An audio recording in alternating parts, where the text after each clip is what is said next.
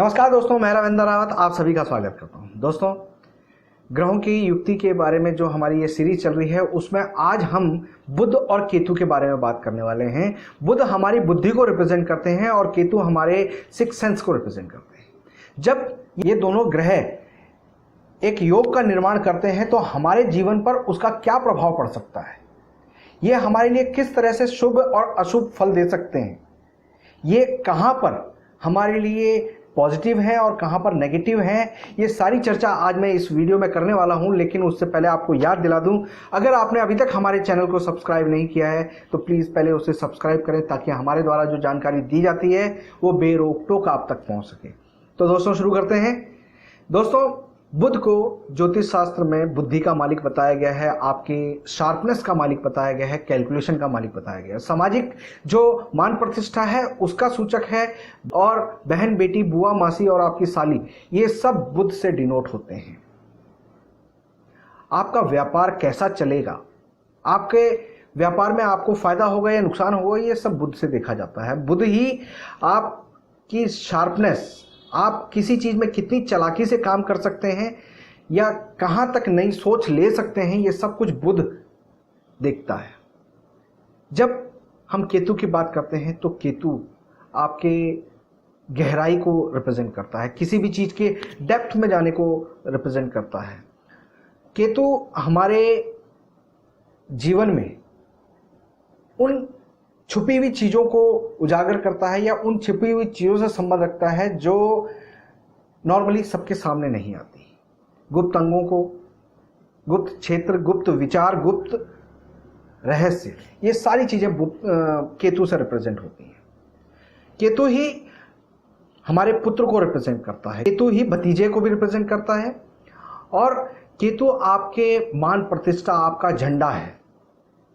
समाज में किस तरह का लेवल आपका रहना है, आप कितने बड़े ब्रांड बन सकते हैं, वो सब केतु से संबंध रखता है।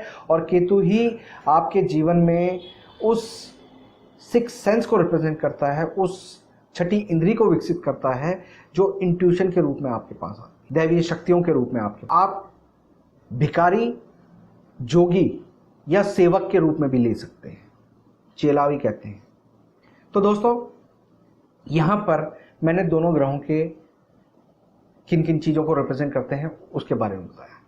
जब भी ये दोनों ग्रह आपस में मिलते हैं तो सबसे पहली बात तो इन चीज़ों से आपको समझ में आ गया होगा कि ये बिल्कुल विपरीत चीज़ें हैं, तासीर में बिल्कुल विपरीत चीज़ें हैं। यानी इन दोनों का कॉम्बिनेशन कहीं पर भी बहुत ज़्यादा मैचेबल या एक कंफर्ट जोन में नहीं है।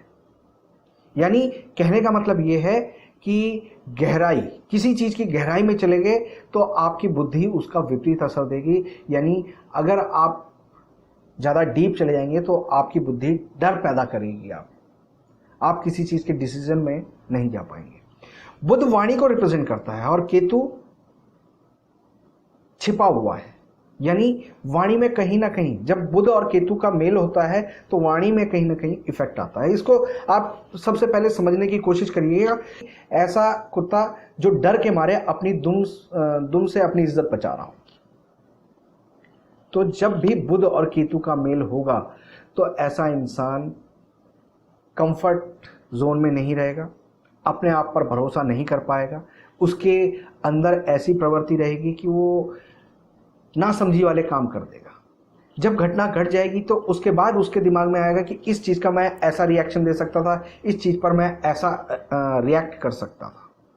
यानी स्लो हो जाती है उसकी बुद्धि एक्शन करने में, डरा हुआ, सिमटा हुआ या घबराया हुआ इंसान बन जाता है ऐसा इंसान।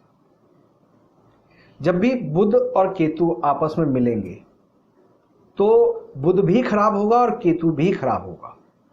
यानी अब जो बुध की वाणी है उसमें कहीं ना कहीं अटकाव आएगा, हकलाना, बार बार जबान का लड़खड़ाना, इस तरह की चीज़ें बुध के केतु के साथ मिलने पर होती हैं। ये दूसरे घर में खास तौर पर आती है। जब भी ये योग आपकी कुंडली में कहीं पर बन रहा हो तो मोस्टली ये कुंडली के 11 घरों में खराब होता है, सिर्फ एक ही घर में शुभ होता है, वो है छठा घर। छठे घर में बुध और केतु दोनों ही यहाँ पर ये कॉम्बिनेशन आपके लिए ठीक होता है। क्योंकि बुध यहाँ पर उच्च का होता है, अपने स्वग्रही होता है, और केतु का ये अपना पक्का घर माना गया है। यहाँ पर हाजिर जवाब बन जाता है। ऐसा इंसान किसी भी चीज़ में गहराई से सोचकर एक्शन लेने की क्षमता रखता है, लेकिन बाकी घरों में ये खराब हो।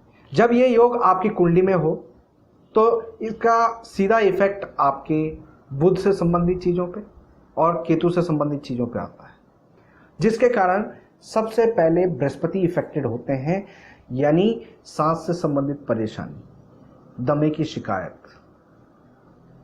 जैसे मैंने बताया कि वाणी में हकलाना, हकलापन, वाणी का लड़खड़ाना, इस तरह की समस्या आती है। नसों से संबंधित परेशानी, यानी नसों का सो जाना, सुन पड़ जाना, इस तरह की स्थिति आती है। ऐसे इंसान को अक्सर अपने ऊपर ये गिलानी होती है कि उसने गलत स्टेप उठा लिए, वो सिली मिस्टेक्स करता है, ऐसे गलत डिसीजन ले लेता है जिस पर वो खुद पछताता है। बोलने के बाद पछताना या लेट एक्शन करना, जहां पर वो जवाब दे सकता था वहां पर वो जवाब ना देकर थोड़ी देर बाद सोचने के बाद उसको ख्याल आता है कि मैं यहाँ पर ये जवाब दे सकता था, मैं ये कह सकता था और मैं इस जगह पे ठीक था, लेकिन अब तो कह दिया। यानी सबसे पहली बात तो बुद्धि का प्रॉपर ढंग से काम ना कर पाना, भूलने की आदत, सिली मिस्टेक्स, अपने ऊपर ही गुस्सा आना, इस तरह की चीज़ें यहाँ पर होती हैं। ऐसा इंसान अपने शरीर में कमर, पैर, नाभि के नीचे के रोगों से परेशान रहता है, पुत्र संतान की तरफ से दिक्कत में वो महसूस करता है। तो अब इन चीज़ों को ठीक कैसे किया जाए?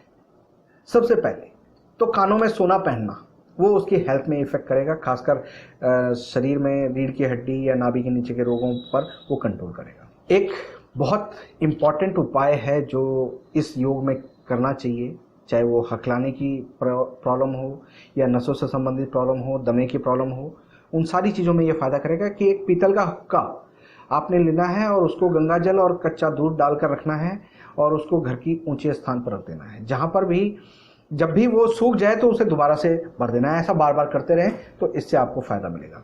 7 जगह की मिट्टी लेनी है, उनकी गोलियां बनानी है, अपने रात को सिरहाने रखने और सुबह किसी मंदिर पर जो पीपल लगा हो उस पर चढ़ा देना है। गणेश पूजन यहाँ पर बहुत फायदेमंद रहता है और केसर का तिलक लगाना, माथे पर डेली केसर लगाते रहें तो वो आपके लिए बहुत अच्छा रहता है। 2 रंग का कोई भी कंबल आप मंदिर या धर्म स्थान पर देते रहें। बिना जोड़ का छल्ला, खासकर सोने का छल्ला, आप अपनी छोटी उंगली में धारण करें तो इससे आपको लाभ मिलता है। मानसिक परेशानी आ रही तो चांदी का छल्ला भी, बिना जोड़ का चांदी का छल्ला आप छोटी उंगली में पहन सकते हो। नाक छेदन बहुत सटीक और बहुत लाभकारी उपाय यहाँ पर बताया गया है और देखा भी गया है। उम्मीद करता हूँ ये सारी चीज़ें आप फॉलो करेंगे और इससे आप अपना बुध और केतु के कॉम्बिनेशन का लाभ उठाएंगे। किसी भी तरह का कोई कमेंट हो, कोई डाउट हो तो आप कमेंट बॉक्स में लिखिएगा। किसी भी ग्रह के ऊपर आप चर्चा चाहते हो, कोई भी मेरी तरफ से आप किसी ग्रह को वीडियो चाहते हो तो आप कमेंट बॉक्स में ज़रूर हमें लिखिएगा। फिलहाल मैं अपनी वाणी को विराम देता हूँ। नमस्कार।